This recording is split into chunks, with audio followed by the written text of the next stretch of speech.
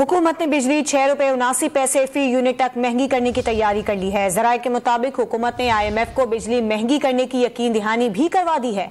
इस पर बात करेंगे डॉन न्यूज़ के नुमाइंदे ताहिर शिरानी से। ताहिर, ये बिजली कब तक महंगी की जाएगी? देखिए, ये 5 माह में मरहलावार इजाफा किया जाएगा और जो इजाफा है ये सेमाई एडजस्टमेंट में होगा। जो बुनियादी टैरिफ में फिलहाल इजाफे की तजवीज़ ज़ेर गौर नहीं है। सेमाई एडजस्टमेंट जो होती है वो 2 से 3 माह के लिए वसूली होती है और उसके बाद वो सिस्टम से निकल जाती है।